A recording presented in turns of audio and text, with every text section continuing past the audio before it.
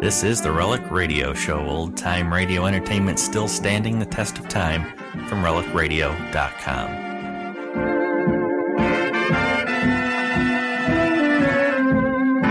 This is the Relic Radio Show, 60 minutes of radio drama every Tuesday at relicradio.com. Our first story this week comes from the Sears Radio Theatre. We'll hear The Value of a Hunch, their story from July 27th, 1979. After that, it's The Player and Fate Upsets a Plan, an episode from 1948. That's the theme from the Sears Radio Theatre. Tonight is a program of adventure with Howard Duff as your host. Here's a preview. I've been doing some detective work on Sutherland and his drug therapy program. You found out anything? Some. Nothing concrete yet. You sound like you're expecting something. I am. I can't tell you about it just yet. The Sears Radio Theatre will begin after this message from your local station. Our story takes place in a small, quiet town along the Pacific Northwest coast. Nothing much happens here. That is, not until one night late in the year. That was the night that Sheriff Jake Barnes would never forget. It all started one November morning. Tim Carver and his son are heading toward the river to do some fishing.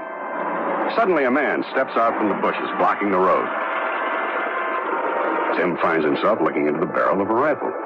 Hey, what's the trouble, mister? Can't you read? The sign says no trespassing. No, I've never noticed that sign before. I've been using this road for years. But you won't be using it anymore. This ranch belongs to me now, and I don't want anyone on my land. Well, my boy and I just want to do a little fishing. We won't disturb nothing. You'll have to fish someplace else. Now get out. Okay, we're going. But you'll hear about this. Tim returns to town and angrily tells the sheriff what happened. Must be some misunderstanding, the sheriff thinks, and he decides to pay the man a visit. Little does Jake Barnes know that his visit will provoke a chain of events that will change his life. And that's only the beginning of our story.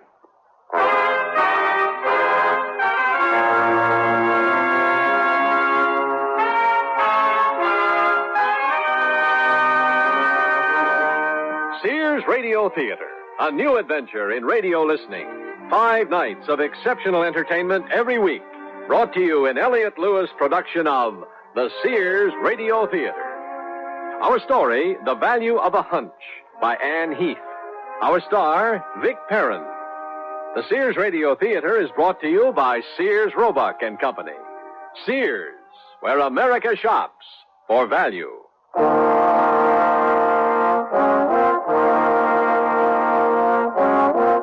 There's an unwritten law in this part of the country that its abundant natural resources are to be shared by everyone. Neighbors being chased away at gunpoint is not a usual occurrence. Who is this newcomer, and what could he be protecting? I've been sheriff of this county for 15 years. I was proud of the low crime rate. As for violence, well, on Saturday night, some local boys might get a little drunk and smash the mailboxes out on Route 1. One night, they let some cattle out, too, but the next day, they helped round them up. There were no hard feelings. The hostile way this new fellow was acting reminded me of big city ways. Such ways had no place in these parts. I figured the stranger had listened to reason once he understood our local custom, and I hadn't met John Sutherland. Morning. You, Mr. Sutherland? Yes, I am. Well, my name's Jake Barnes. I'm the sheriff hereabouts. What brings you out this way, Sheriff? Anything wrong? No, nothing serious. Just a little misunderstanding. Misunderstanding? Well, I'm told Tim Carver and his boy were out your way this morning. There was a man, yes. And you refused to let him go to the river to fish? I did. This is private land, Sheriff. Indeed it is. But you see, folks around here have been using that road for a long time. The river's a mighty good place to fish for salmon. I'm sure there are other places. Yes, but that's not quite the point. You see, Mr. Sutherland, all the ranchers around here allow the local boys to fish the streams that run through their property. No one has ever refused access to the river before. What the other ranchers do is their business. I have the right to refuse access to anyone. Now, don't get heated up. I didn't come here to argue your right to do as you see fit. I just thought if you understood how we do things around here... Look, Sheriff, I have a good reason for not wanting people coming onto the ranch. Oh? I didn't want to tell anyone, at least not right away. I didn't want people to get the wrong impression. But I guess you have a right to know. Know what? You see, Sheriff, I'm using the ranch as a base for my drug rehabilitation program. Drug rehabilitation?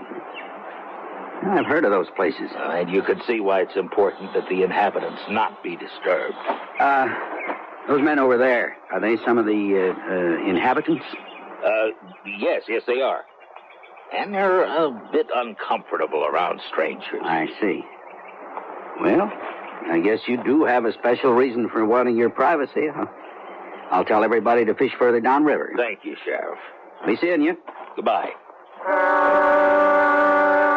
Something about Sutherland didn't set right with me. His eyes were cold and cruel. And his hair was too close cropped even for my taste. And those two men lurking in the shadows bothered me. They must have all gone to the same barber. I'd seen newspaper photographs of some people in California who had severe haircuts just like that. They were part of a group that began for the purpose of drug rehabilitation, but soon turned into a violent cult. Police found a huge stockpile of arms at the organization's headquarters. Maybe this was a splinter group. Last thing I wanted in my county. Oh, I'm chilled to the bone. Me too. This nighttime stakeout just ain't my cup of tea. You know, we've been on this hill every night for a week. Nothing's happened. Except for those flashing lights down there. Yeah, them are kind of weird. What could they be doing in the middle of the night? No, I don't know. Maybe those junkies are afraid of the dark. Hey, starting to rain. I'm not gonna just sit here and get soaked again tonight. Let's move in closer. Maybe we can see what they're up to down there. Jake told us to stay out of sight. Nobody'll see us in the dark. Come on, follow me. Okay. Just remember whose idea this was. Hey, Bill, help me, will you? I'm stuck in this here dang hole. Can't you watch where you're going, Joe? There. Now, stick close to me. Thank you. Hey, look at this. At what? Here on the ground. Tire tracks. Hey, them are huge. What can make tracks that size? Nothing I've ever seen. we must be in the land of the giants. Hey, listen. Sounds like those Dobermans we saw through the binoculars. Let's get out of here. Yeah, I'm right behind you. Oh, my God, that's a bull. Hey, he's coming after us. Well, run for your life.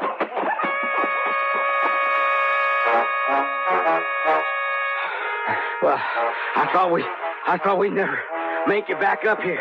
Well, we could have been killed. Oh, let's make our report and go home where it's dry. And warm. My deputies weren't happy with their assignments, but what they told me about the lights, the dogs, and those mysterious tire tracks, that was enough to convince me that Sutherland and his group were up to something. I was afraid that something involved guns. The next day, I decided to do some looking around on my own, from the air.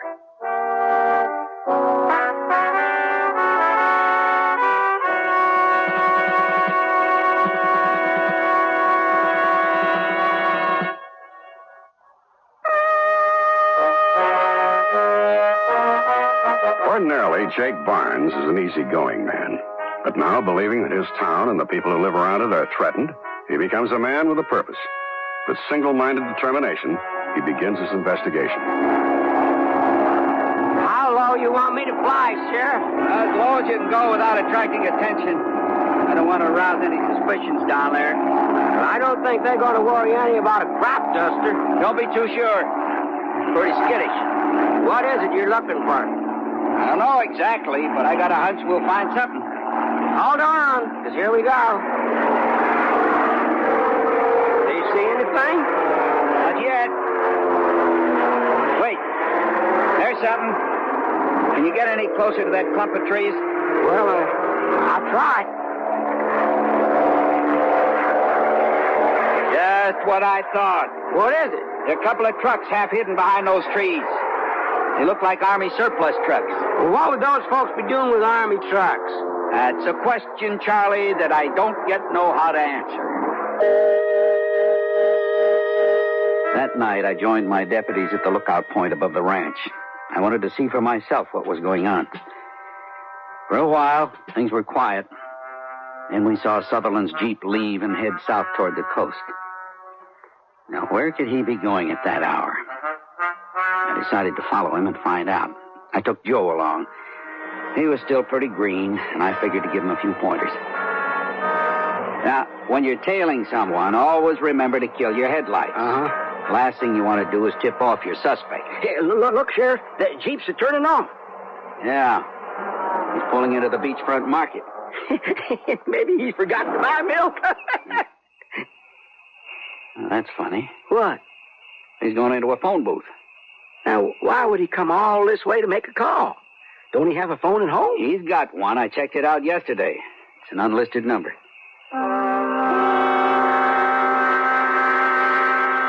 He's sure been in there a long time. Hey, here he comes. Get out. He's climbing back in the Jeep. Get out. I will. We don't want him to see us. Looks like he's heading back to the ranch. Let's go check out that phone booth. The phone booth? Evidence. Oh, evidence.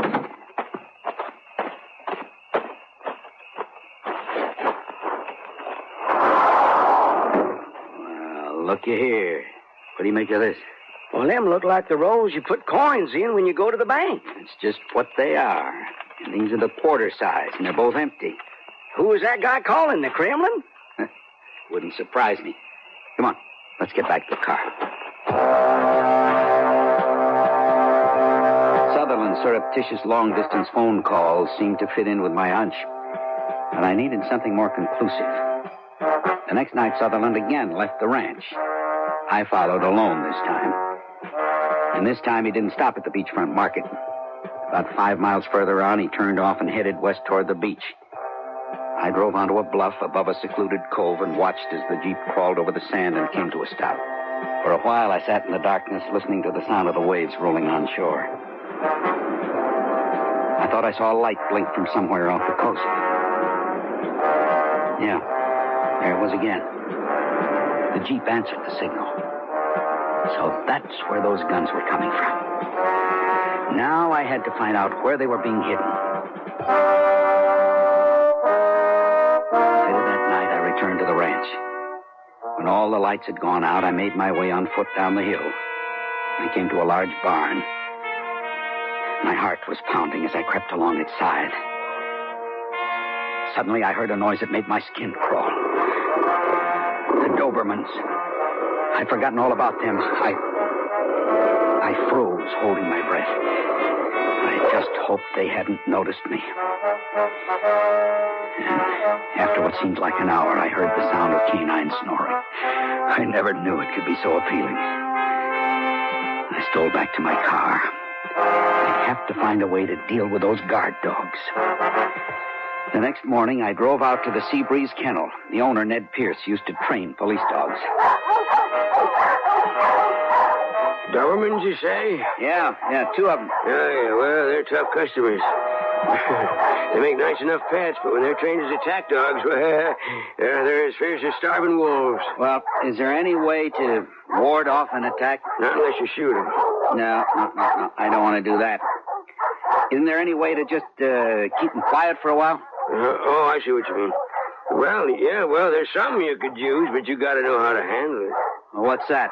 You heard of a tranquilizer gun? Well, sure, they use them to knock out wild animals. Well, they'll work on dogs, too. Smaller dose, of course. Oh, word of warning. Yeah? Dobermans are lightning fast, and they can be on you before you know it hit you. So you aim careful and you don't miss, because you ain't going to have a second chance. That night, armed with a tranquilizer gun, I returned to the ranch. There was a cold wind blowing from the north. For once, I was thankful for it. It had helped muffle any sounds I made. I reached the corner of the barn and peeked cautiously into the yard. There they were, lying down, but awake. I ducked back behind the barn and loaded my gun. The first dog would be easy, but could I reload in time to get the second one? I picked up a loose board, leaned it against the barn just in case. My hand shook a little as I took aim. Got it. He can't figure out what hit him. He's staggering. He's going down. Oh, the other one spotted me. Here he comes. There's no time to reload the board.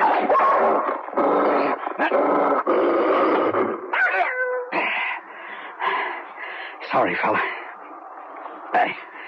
I really hated to do that, but it was you or me.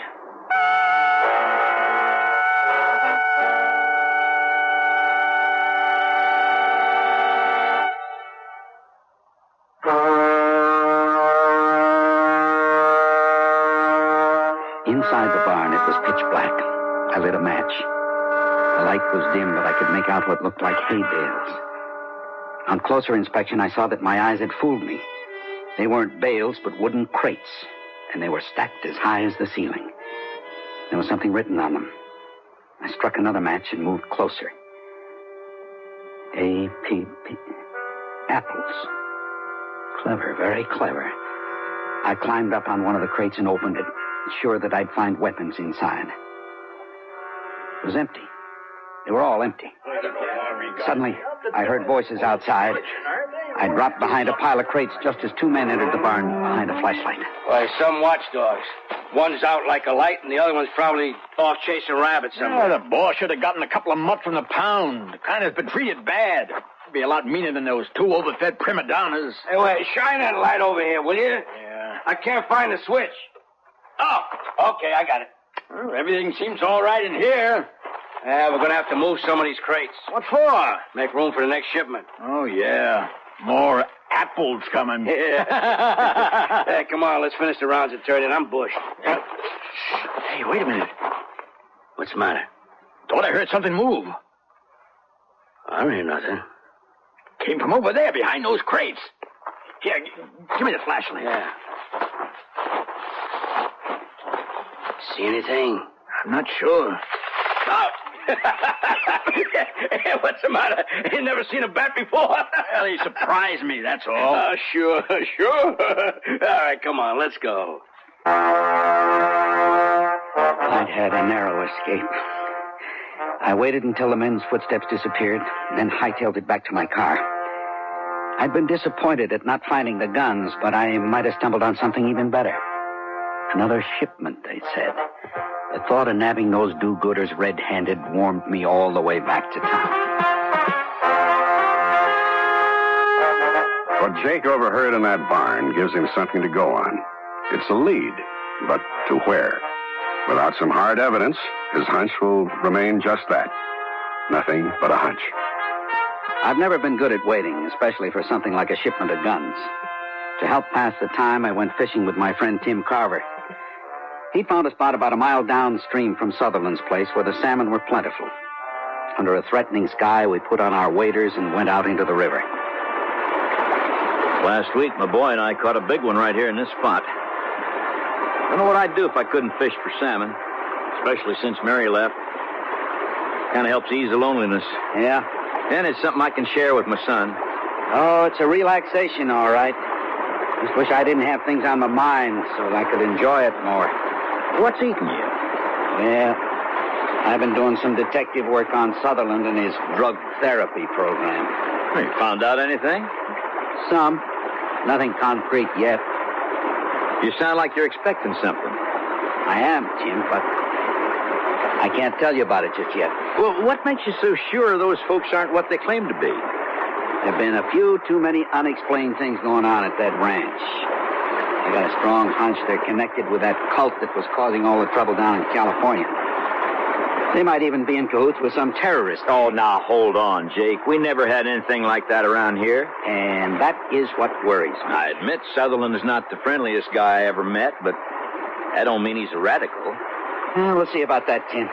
We'll see. Hey, look. What's that red thing floating downstream? Looks like an apple. Here comes some more. Now, where do you suppose they're coming from?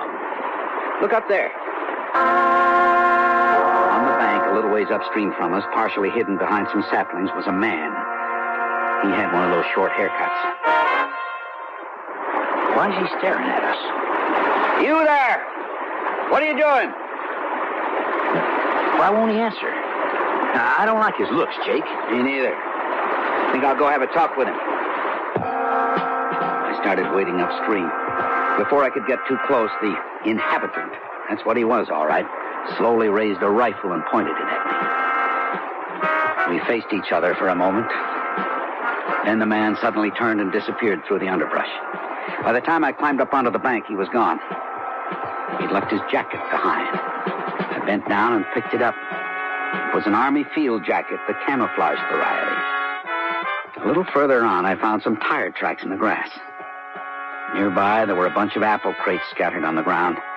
Most of them were still full of fruit. Now, under ordinary circumstances, I'd have brought that man in, but this time I let him go. I was pretty sure he hadn't recognized me, and I didn't want to jeopardize that shipment. I kept the jacket as evidence. When I returned to town, I was surprised to see Sutherland's Jeep in front of my office. He was waiting for me inside. Right away, I could tell this wasn't going to be a friendly visit. And then I saw the barn board, the one I'd used on that dog. Sheriff, one of my dogs was killed last night. I want you to find out who did it.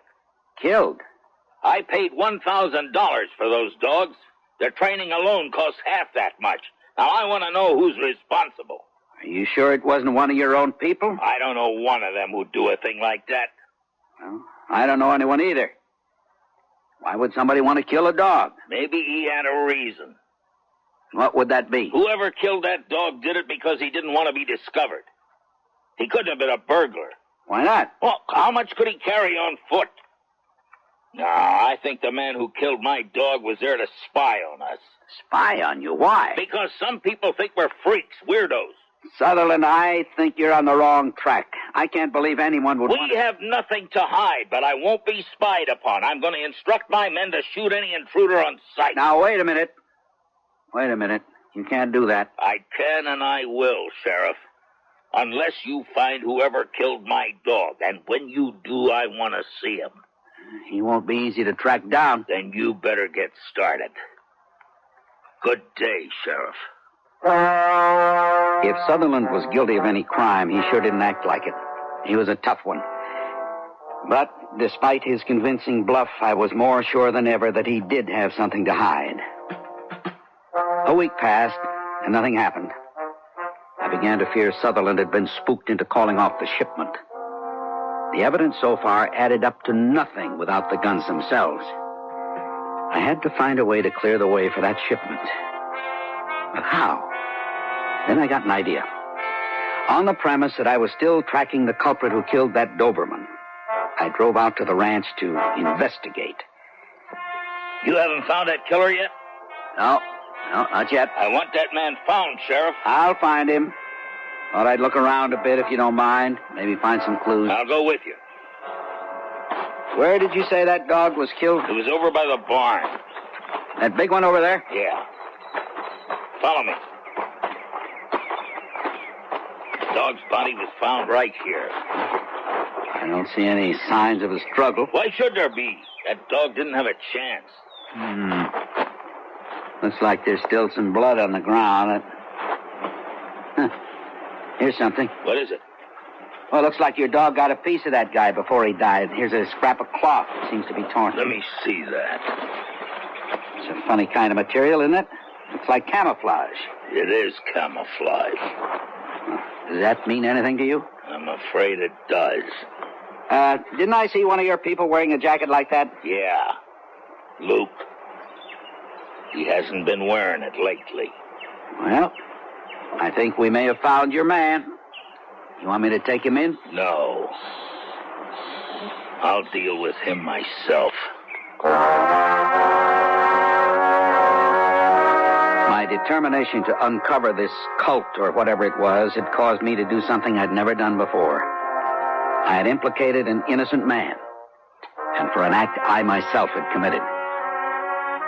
I consoled myself with the thought that Luke, along with his friends, would soon be accused of a far bigger crime, because now that shipment would surely go through. On Thanksgiving Eve, Sutherland's ranch was still under 24-hour surveillance. Tim's boy was spending the holiday with his mother, so he invited me and my deputies to share a turkey with him. We ate on rotating shifts. Two of us sitting down at the table while the other kept watch from the bluff overlooking the ocean. It was Joe's turn as lookout. More turkey, Jake? Oh, no thanks, Tim. I'm kind of off my feed lately. How about you, Bill? I'll have some more. Your cooking's not half bad. Well, thanks for the compliment. Jake, there's something I got to say to you. What is it? You've been my friend for years. I've always respected you for having more good sense than most men. But I think you're carrying this surveillance business too far. I don't think so, Tim. I got to play out my hunch. But it's been weeks now. If those guys are up to something, it has shown up by now. I hate to say this, Jake, but Joe and I are getting mighty tired of hiding in the bushes for hours, shivering our tails off and getting soaked to the bone. All because of one of your hunches. Can't you see that we're getting close? Now, that shipment will be arriving any day now. And when it does, our trap is ready to spring. What trap? You know as well as I do we're undermanned, not to mention underpaid. And what if you say is true? Pretty soon we're going to be outgunned to boot. Well, I've taken care of that. What do you mean? I've alerted the Coast Guard, and the SWAT team is on non-drinking status. They're ready for action when I give the signal. The SWAT team? Yep. Jake, you've been watching too many cop shows on TV. From now on, this operation will be referred to as Code Apple. It's time I relieve Joe. He'll be getting hungry by now. I've seen it! Take it easy, Joe. I've seen a signal light. Where? Off the coast, about 2 miles out. Ah, at last. Come on, let's go.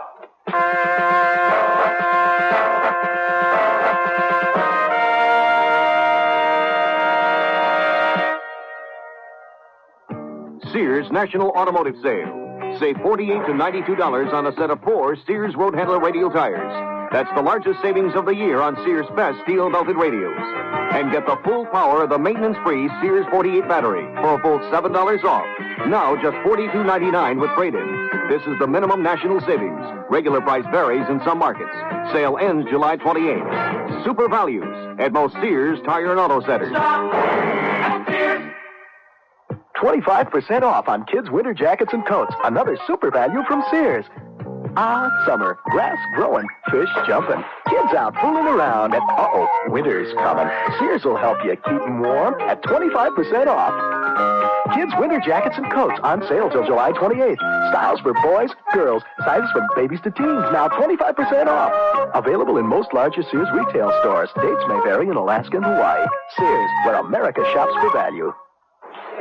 Strawberries! Stoneware with hand-painted strawberries! 45-piece set plus extra serving bowl. Sears Strawberries! Sears hand-painted strawberry stoneware has delectably sweet country looks. And durable, this dishwasher-safe stoneware resists chipping, cracking, or fading, even when exposed to your oven, freezer, or microwave oven. Enhance your table with these pretty strawberries from Sears. Strawberries! Sears Stoneware with hand-painted strawberries! At most larger Sears retail stores.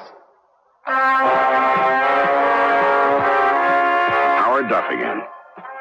And here's the concluding act of The Value of a Hunch. Joe had brought the news I'd been waiting for. Adrenaline pumping, I jumped up from the table. I sent Bill to watch the ranch while Joe and I returned to the lookout post on the bluff. Light rain began to fall as we stared out over a bleak sea. And then, peering through the dark, I saw it, the faint silhouette of a large ship offshore. There she is, Joe. How big is she? Here, look for yourself. Oh. I can't quite focus. Oh, there I see her. Wow, she's big. Looks like a trawler. Those guys must be starting an army. What do you suppose they aim to do? I don't know. All I know is we got to stop them. That must be Bill. This is 22 Baker, 43. This is 21 Charlie 40. Thought you'd want to know, Sutherland just left the ranch. Which way was he headed? South, and he was hightailing it. Okay. Sit tight till I give the word. Right. There's one more thing. What's that? I'm sorry about what I said. You got a right to speak your mind. After all this is over, I'll buy you a beer. Hell, I'll buy you a whole 6-pack. It's a deal. Good luck up there. Thanks. 10-4.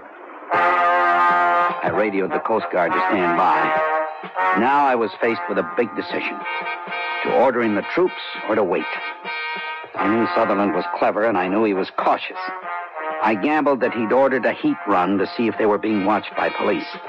I just prayed I was right. Joe and I kept watch through the night. Toward midnight, the rain let up and the fog began to close in. We pulled blankets around us and listened to a lone foghorn as it sounded its melancholy warning.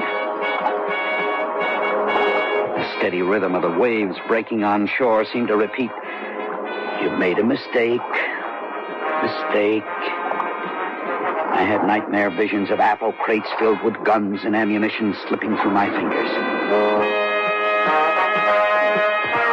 The next morning, I woke with a start. I didn't know when I'd fallen asleep. The day was gray and unforgiving. Sheriff? What time is it? Almost 6:30. How long was I out? I don't know. I fell asleep, too. You what? Well, did I do something wrong, Sheriff? Give me those binoculars. I know they're here somewhere. Oh, here they are under the blanket. Yeah. Give me here. No, I can't see a thing. They must have pulled out during the night. I just hope we didn't miss the boat last night. No pun intended. Well, I'm a real light sleeper. I would have heard if anything had gone on down there. I doubt it, Joe. Those waves are loud enough to cover any noise. And I'll wager those crooks know how to work fast and quiet. Well, I still think I would have heard them. Well, we got no choice now but to wait.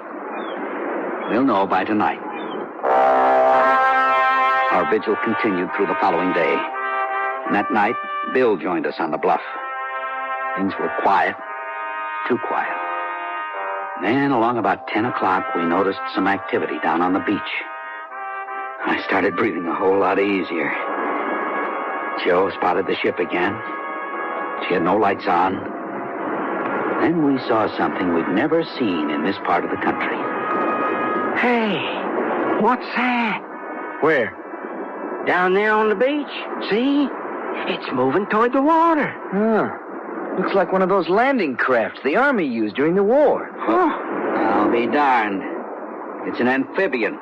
So that's the giant that made those tracks we saw that night near the ranch. Uh-huh. Oh, this is some operation, boys. Hey, looky, there's Southern sheep. Yep, hand me the phone. This is 22 Baker 43 calling Coast Guard. Can you read me? Affirmative, 10-5. Code Apple is a go. How soon can you get the boats and choppers here? I need a 10-20, Sheriff. Our CP is on a bluff above Seal Cove. The party's about to start on the beach right below us. The boats are heading out now. I can have the choppers there in 5 minutes. Well, don't move in till you see my signal flare. We'll be watching for it. 10-4. Down below, dark figures began darting around as the amphibian brought in its load. Apple crates, dozens of them. The men started unloading and carrying the crates to the waiting Army trucks. Sheriff, are we going to move in? No, not yet. But they're going to get away. No, they won't. Not this time. Suddenly, an unexpected thing happened. As one of the men lifted a crate onto the truck, he lost his grip and it fell, spilling its contents onto the sand. I squinted through the binoculars. What I saw was not what I expected. Sprawled there on the beach were not weapons, but neat cardboard packages wrapped in plastic. And all at once it dawned on me. Sutherland was running a drug program, all right, but the therapy was profit. He was smuggling the stuff. This really is big. Get ready, boys. I'm sending up the flare. Come on. Shouldn't we wait for the others? They'll be right behind us. Let's go.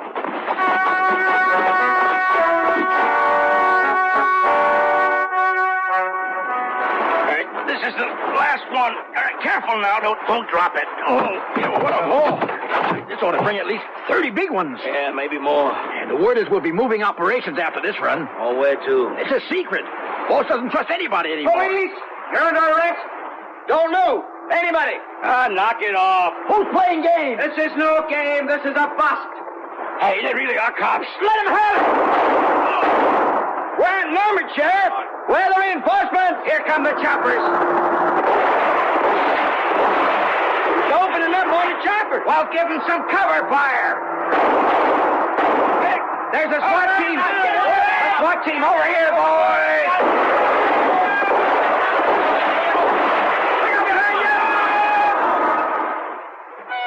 It wasn't long before the smugglers realized our forces were too much for them. When the smoke cleared, we'd arrested 12 suspects and confiscated over $30 million worth of high-grade marijuana. The kind of stuff headed for ski resorts and football stadiums. I found out later we'd broken up the largest drug smuggling ring in the region's history. But at the time, I couldn't fully savor the capture. During the confusion, Sutherland had escaped. On the way back to town after the bust, I stopped to pick up a hitchhiker. He was typical of the hippie types that seemed to be attracted to our area. Unkempt, wearing dirty, threadbare clothes and hiking shoes. He had on a floppy hat which hid his face as he got into the car. You know, you really shouldn't be hitching rides, especially late at night. It could be dangerous. Yeah. Wasn't exactly the talkative kind. One other thing about him wasn't typical. His hair. I didn't see any below that hat. Where you headed? South. I'm headed south.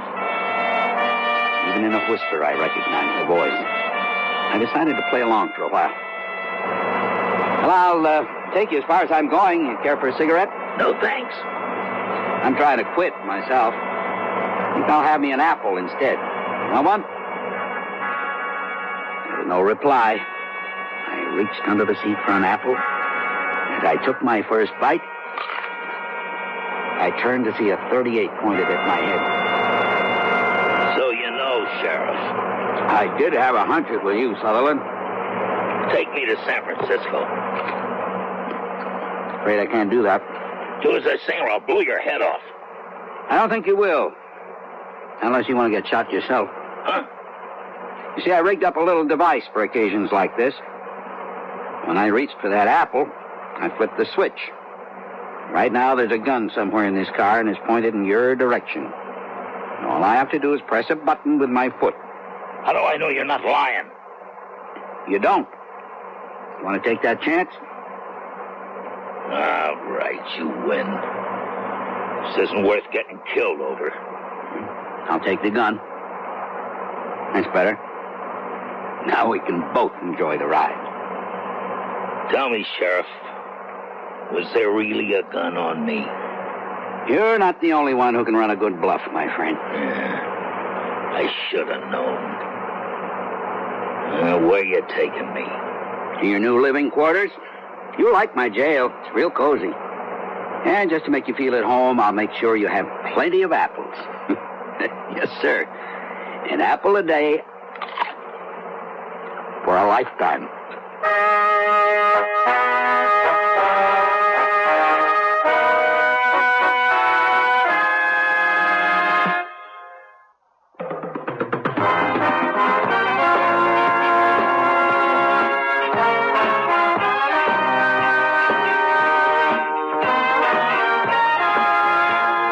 Sears Radio Theatre has been brought to you by Sears Roebuck and Company, where our policy is satisfaction guaranteed or your money back.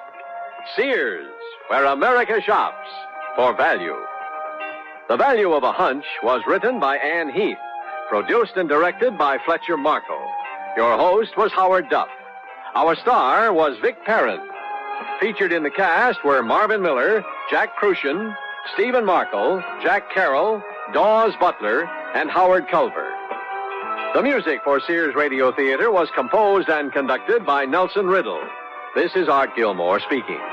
Associate Director of Sears Radio Theatre is Ken McManus. Sound effects were created by Bud Tollefson. Mark Trella is production supervisor, and the recording engineers are Joe Wachter and Hal MacDonald. The Elliott Lewis production of Sears Radio Theatre is a presentation of CBI. Next Monday's Sears Radio Theatre will be a story of the West with Lorne Greene as your host. Let's listen. Terrible. They chase the stage, they surround it, and then they shoot everybody. Apaches? Men dressed like soldiers. He's a lying polecat. Troopers, me eye. What's your name? Lopez, mi coronel. So be sure and tune in next Monday to the Sears Radio Theatre. Theodore Clark looked up at the huge gray columns of cement that adorned the front of the city's largest banking institution. He'd paused there for a moment just before going to meet James Kenyon, with whom he'd taken lunch every day for the past 2 years. And now, standing there in speculative manner, he realized that the time was ripe to put into effect the plan he had so painstakingly labored over for that lengthy period of time. Theodore Clark was going to rob this bank of $100,000.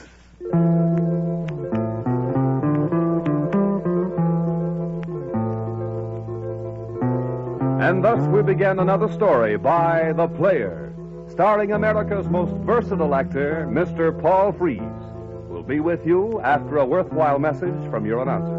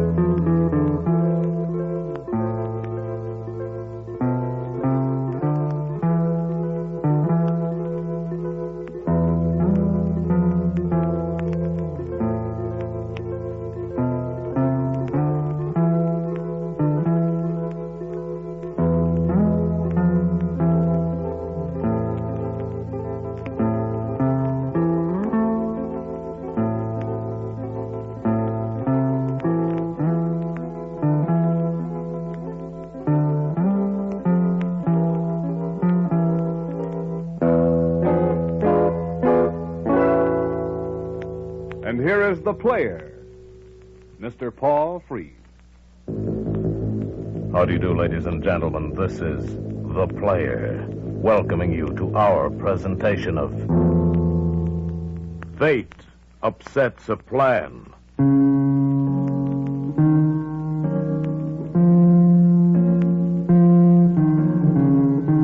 All his life, Theodore Clark had wanted $100,000. Ever since early youth, he had dreamed of the day when he'd be able to have what he considered a reasonable amount of money to spend in his declining years in comfort and luxury. For purely selfish reasons, he had never married. And so middle age was upon him, and toward the goal that he had planned for himself, there was nothing, absolutely nothing set aside. And that was when the thought came to steal $100,000. He had met James Kenyon, a lonely individual like himself, a middle-aged teller in this great bank. Several times when the huge building was empty, Clark would wait beside the cage in which Kenyon worked late at night and watch the teller carry the day's deposits to the massive vault. Kenyon was a trusted employee of the bank with 30 years' service and was the last one at night who closed the vault and set the time lock. And he was the first in the morning who opened it. And he, Theodore Clark, was going to spend the night locked in that huge vault. And Clark hadn't overlooked a single feature that might spell danger, even to the extent of studying how many cubic inches of air he would consume while he was a 9-hour prisoner in the airproof chamber. Oh, it was a great plan. Poor, unsuspecting Kenyon would open the vault door early in the morning before any of the other employees were there. He would enter. Clark would have the necessary implement on hand to dispose of the innocent teller, and the required amount of cash taken from one of the steel drawers would be in his pocket. Kenyon's body could easily be hidden in one of the lockers downstairs, and before anyone could make any kind of discovery, Clark would be well on his way out of the city. And so this was how the situation stood when Theodore Clark met his friend Kenyon, the teller, on this bright, sunny day, and proceeded toward their favorite dining establishment. It was while they were seated and engaged in eating that Clark discussed a point with Kenyon. Ah, my good friend, I wonder if you'd be interested in attending a lecture with me this evening. The schemer already knew what the bank teller's answer would be. Oh, I'd like to very much, Mr. Clark. But you see, this is the middle of the month. Statements are mailed at this time, and everyone leaves the bank, and I have a great deal of work to do. Oh, that's too bad. I'm sure you would have found it interesting. Dr. Whiting is speaking at the Group Institute, you know. Yes, I should like very much to have gone, but Well, you know how it is. Oh, I'll tell you what I'll do. I shall attend the lecture, then call for you at the bank, and on the way home we shall discuss it at length, eh? Yes, that would be an excellent idea. Then I shall expect you to call for me at the bank late this evening, hmm? You can use the usual rear entrance, come directly to my case, and I'll let you in the door. Clark left the teller and returned to his work as bookkeeper in the large insurance office further downtown. At 5 o'clock, he went home and prepared for the night's activities. Placing a small flashlight in his pocket, he paused for a moment to examine the weapon he would use on Kenyon. It was an 8-inch length of thick wire looped at one end to hold a round lump of lead and strapped with tape. Concealing the weapon in his clothes, Clark left his dingy apartment and headed for the street. He walked several blocks and dropped into a movie. At exactly 10:15, he left and went to the bank and made his way up the alley in the rear to the small employee's door. Entering, he crossed the wide marble corridor and walked to the teller's cage, in which Kenyon was busily occupied. Hello, my good friend. The teller looked up. Oh, well, Mr. Clark, right on time, I see. Did you attend the lecture? Yes, Mr. Kenyon. Very interesting it was, too. May I come in? Yes, of course you may. Just walk to the door and I'll meet you there. Kenyon left his window, walked along behind the long tier of teller cages, and admitted Clark to the inner confines of the transit block. Clark sat on a small stool and watched while Kenyon went over his books. Oh, by the way, Mr. Kenyon, what time is it? It's nearly 11 o'clock. Why? Oh, my. I promised to keep another engagement at this very time. Oh, I must hurry. But, Mr. Clark, I'm nearly finished. All I have to do is place this money in the vault, check my ledgers once more, and close the vault door. Kenyon wasn't telling him anything he didn't know. Hadn't he watched the little teller go through this procedure countless times before in the preceding 2 years? Well, I'm afraid I won't have time to wait, Mr. Kenyon. Oh, well, I'm sorry you have to leave. But perhaps we can meet again another time, eh? Very well, Mr. Clark, we shall do that. The two men walked a short distance together, and then their paths divided. The teller headed for the vault, and Clark started for the door. They exchanged good nights, and Clark watched while Kenyon disappeared into the steel chamber.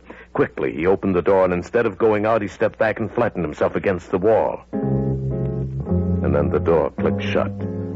Kenyon emerged from the vault, and Clark thought of how easy it would be to make a break for the money now. But the lights... The building was flooded with light, and Kenyon was the only one who knew where the switch was. Perhaps it was just as well. In the morning, it would be easier. With only a few short steps, Clark was inside the vault. Concealing himself against one of the plate steel wall sidings, Clark heard the teller approach the entrance once more. He held his breath as a switch clicked off the lights and then watched while the small stream of light outside narrowed as the great door closed. Suddenly it was pitch dark, and Clark heard the time lock tumblers fall into place. Now his all-night vigil was to begin. Without a moment's hesitation, he spotted his flashlight on one of the great steel drawers and tugged at the handle. It didn't open. A wave of panic swept over Clark as he wrenched and pulled at one drawer and then at the others. Every one of them refused to budge. So... the time lock controlled the currency drawers, too. Fear, cold, unmerciful fear, seized the imprisoned man. He made a dash for the massive door, and in his frantic pounding, he smashed the flashlight in his hand. Suddenly, he realized he was breathing heavily. This had to stop. He was using all the air in the chamber. He slid down to the floor in a sitting position, and for the sake of bravado, he began talking to himself. Take it easy, you fool.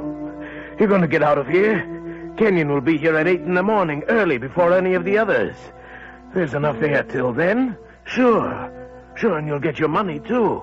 When he releases the time lock on the door, it will automatically release the currency drawers. That's when you get the money, after you take care of Kenyon first. You've got to be patient, that's all. Just a little patient. No, lay down on the floor and breathe slowly and evenly. Use your head. Everything will be all right. Clark obeyed his own voice and laid prone on the cold floor, breathing with as little depth as possible. But it was torture. Each minute seemed to be an eternity. In order to offset the occasional intervals of oncoming fear that he would experience, Clark began to dream of what he would do with his $100,000. Oh, it would be so wonderful never to have to worry or care about anything. Days of nothing to do but lay around living the life of a country gentleman.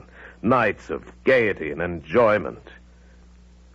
His musings eventually gave way to a gradual knowledge of the fact that a great deal of time had passed. He rose to his feet and listened. No sound. Nothing. Clark noticed that his breathing was becoming more and more laborious without his being able to control it. Pounding started in his ears, and he could feel the blood rising in his head. He coughed a little and loosened his collar, but it didn't help any. He lay down once more and rose again.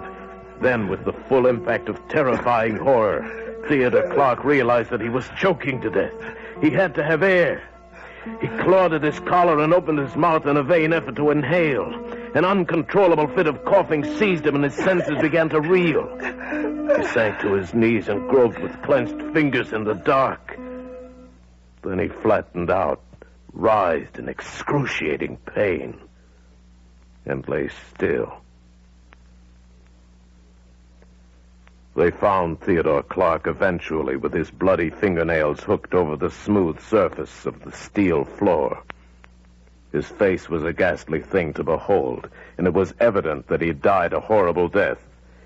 James Kenyon, the bank teller, was questioned, and the innocence of the little man's statement gave bank officials reason to exonerate him from all blame. You see, there was one thing that Theodore Clark had failed to remember when he entered the great steel vault to spend the night waiting for the teller to open it the following morning. He didn't know that the time clock had been set for 2 days later, because the next day was a holiday, and the bank did not open.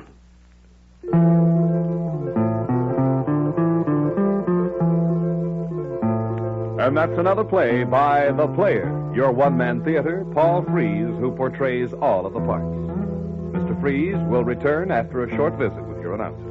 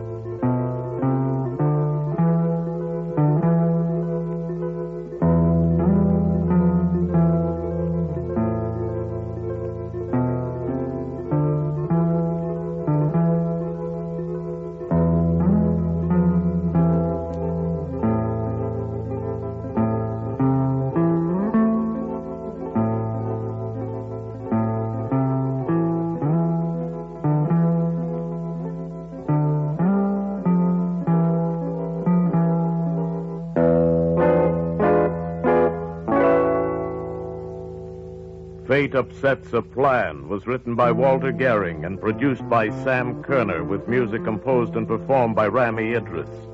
Special effects by Fred Cole. Your announcer was Gary Goodwin. This is The Player. Paul Frees saying goodbye until next we meet.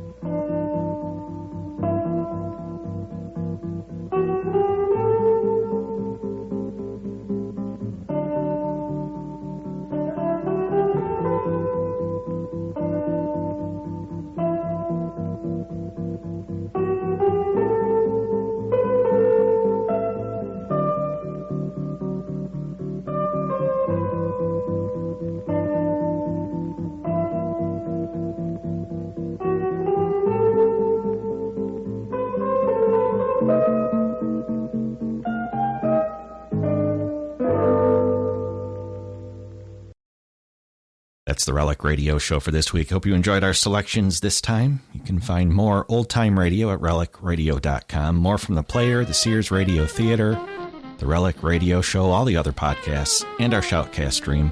Lots to listen to, all for free. Thanks to your support. If you'd like to help out, visit donate.relicradio.com or click on one of the links on the website. Got some downloadable sets for certain donation amounts, though any amount is always helpful and appreciated. I'll be back tomorrow with Case Closed and next Tuesday with another episode of the Relic Radio Show.